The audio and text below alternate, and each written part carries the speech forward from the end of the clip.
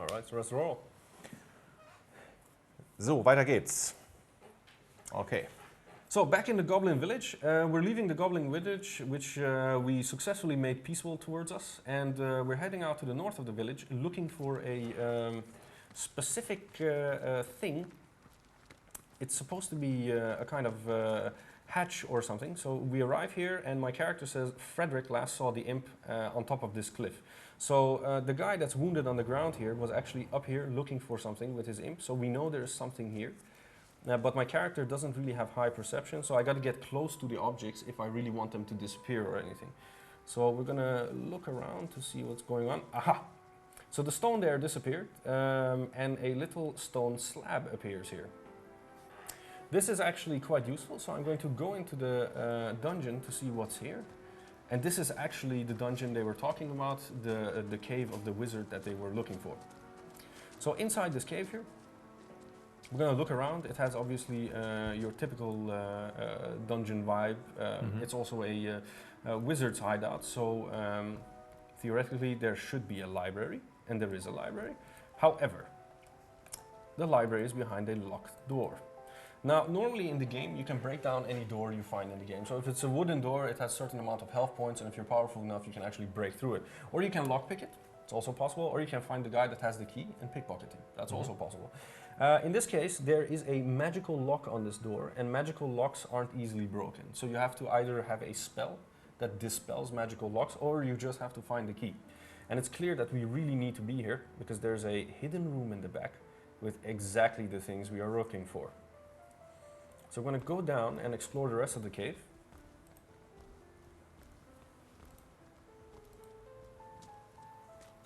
And maybe we might come across the imp slave as well. There's also, yeah, we have all kinds of critters and rats and creatures everywhere. If you can talk to them, well, if you have Pet Pal, you can actually talk to them. And they all have to the rat? Yes, to the rat, yes, yes. We also have pigs, everything. Does it make sense? Yeah, it could. Sometimes rats know things that you don't know. And, and they will tell you that. What could they know? Secrets. So here we arrive at Yox. Yox is the guy that pushed Frederick down. He says like, no way out, no way out. Master will kill Yox. Did a bad thing. So he's saying this. He's like, shouldn't have done it, shouldn't have done it. No, no, no, bad Yox. It's like, well, tell me about yourself. What's going on? Well, basically, he doesn't tell me much. He's scared shitless. And I can say like, okay, but you got to solve this issue, right? You can't just push the guy off the cliff and just, you know, hide inside a cave. So we can tell him like, I don't think you've ever met, I don't think I've ever met a creature so fearful. I think you should just stay here and wait for him to come and kill you. Or I can say like, you know, what are you doing? Why are you cowering? You should go out and you should face him. You should do something. So yeah, it's up to you. Which one would you choose? What would you choose? I would say go out and meet him. Well, then I choose one. Okay. No, just a joke. No, no, it's possible. Well, the thing is, if we choose the first option, he'll stay here, and then later in the cave, we will find a recipe for a fearlessness potion.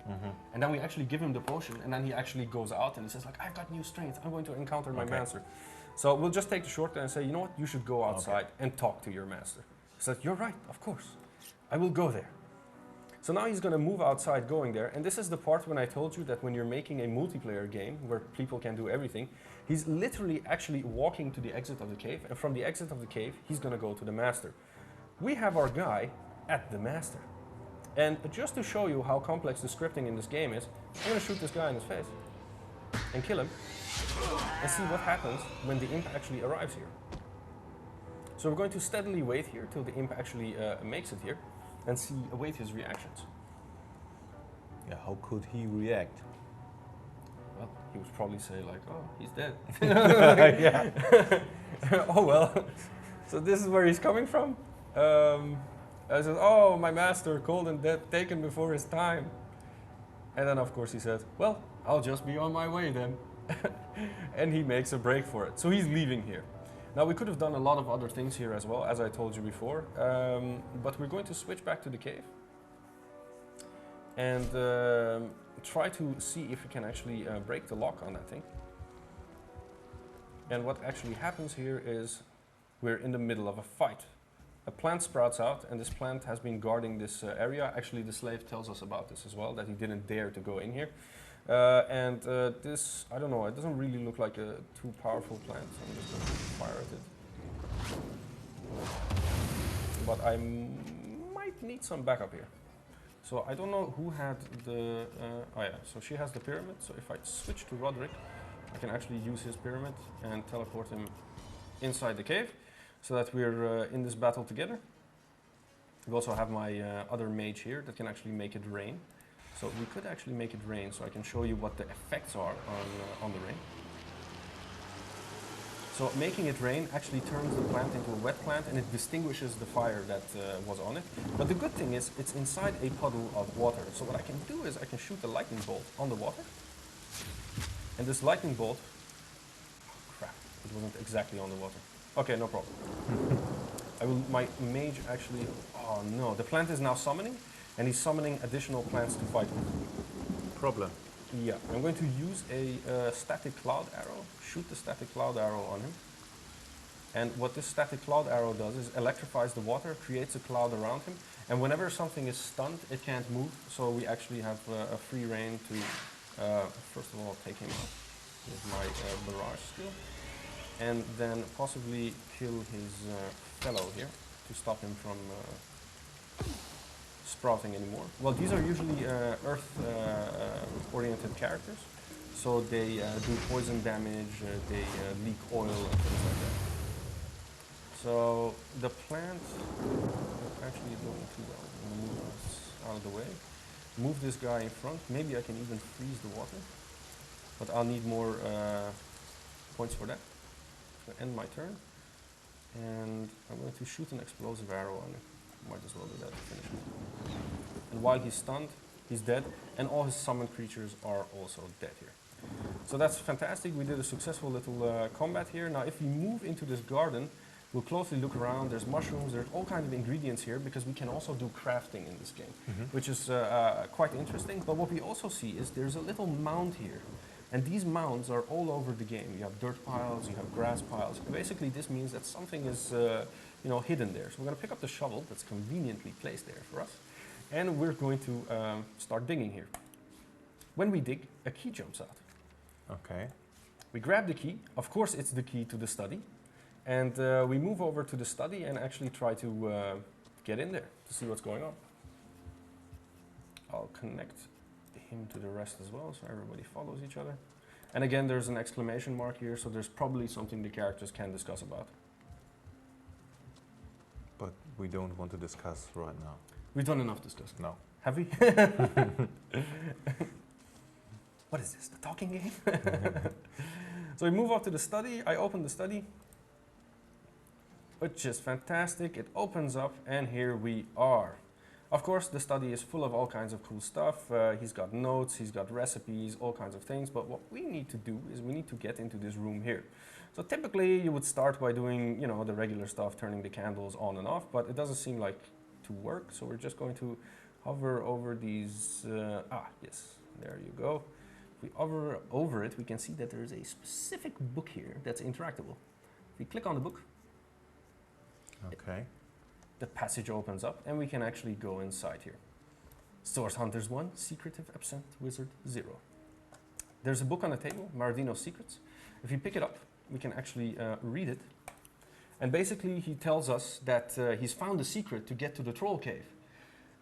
He's embedded the magical spell inside this book, and we can actually read this book in the circle of mushrooms, and then something might happen to the troll cave, right?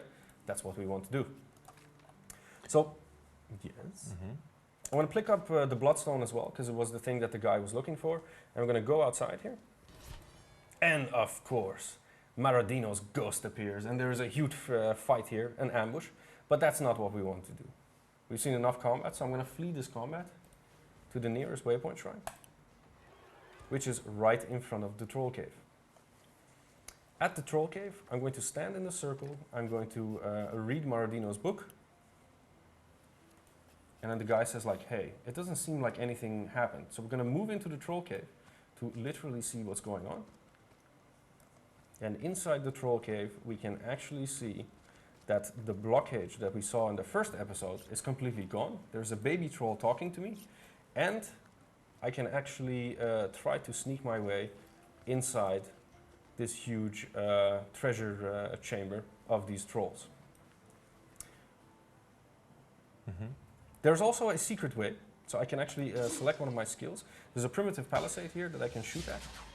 If I destroy that, there's actually a back passage that I can use to get to there more frequently. This game is a lot about all these little details, hidden buttons, hidden pressure plates, to actually get all over the place. And when I start sneaking here, I can sneak my way to the treasure that we were looking for to begin with. And this is how we actually gained access to the troll cave. So now the game is in early access, Yes. Still running. And when will you finish the game? Can you? Well, we're releasing the game in spring. We've moved from exact dates to seasons because that's a bit more comfortable. But the idea is that somewhere late spring the game will pop up. Is it for hardcore role-playing fans, or No. everybody get into the game very easily? Well, the thing is, my mom has been complaining all these years that I make games like you never make games that are fun for me and stuff like, because she plays puzzle games like PopCap and